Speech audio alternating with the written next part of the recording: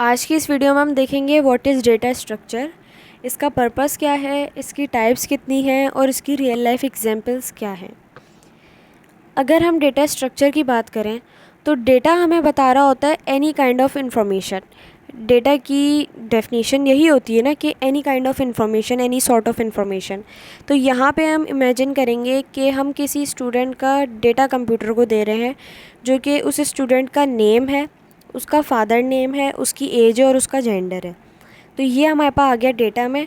अब स्ट्रक्चर क्या बताता है कि ये जो डेटा हमने कंप्यूटर को दिया है ये मेमोरी में किस तरीके से स्टोर है, मतलब इसका स्ट्रक्चर क्या है, किस तरीके से ये ऑर्गेनाइज्ड है, किस तरीके से ये स्टोर है, ये हमें बता रहा होता है स्ट्रक्चर में।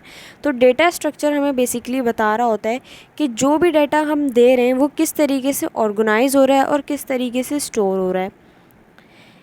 It is a way of arranging data on a computer, मतलब किस तरीके से डेटा जो है वो अरेंज किया जा रहा है कंप्यूटर के अंदर। इसकी एक हम एग्जांपल ले लेते हैं। जैसे कि हम किचन की बात करते हैं, किचन के अंदर हमारे पास एक कैबिनेट है, एक कैबिनेट के अंदर हमारे पास टन्स ऑफ प्लेट्स हैं। प्लेट्स को यहाँ पे हम थोड़ी देर के लिए इमेजिन करेंगे कि ये डेटा है, ठीक है। अब वो प्लेट्स हमारे पास जो मोस्ट यूज़ प्लेट्स होंगी वो हम ऊपर रख रहे हैं और जो लेस यूज़ प्लेट्स होंगी वो हम नीचे रख रहे हैं।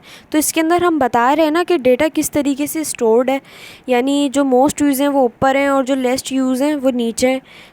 तो ये हमें बता रहा है कि उस डेटा का, यानी उन प्लेट्स का स्ट्रक्चर क्या है, हमने उसको किस तरीके से ऑर्गेनाइज़ किया है और किस तरीके से स्टोर किया है। यही इसका मतलब होता है ना स्ट्रक्चर का, कि किस तरीके से डेटा आपका ऑर्गेनाइज हो रहा है और किस तरीके से डेटा आपका स्टोर हो रहा है।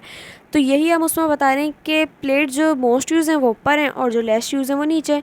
तो डेटा स्ट्रक्चर के अंदर हम यही चीज़ बता रहे होते हैं कि जो भी हमारा डेटा है वो किस तरीके से ऑर्गेनाइज्ड है, ठीक है।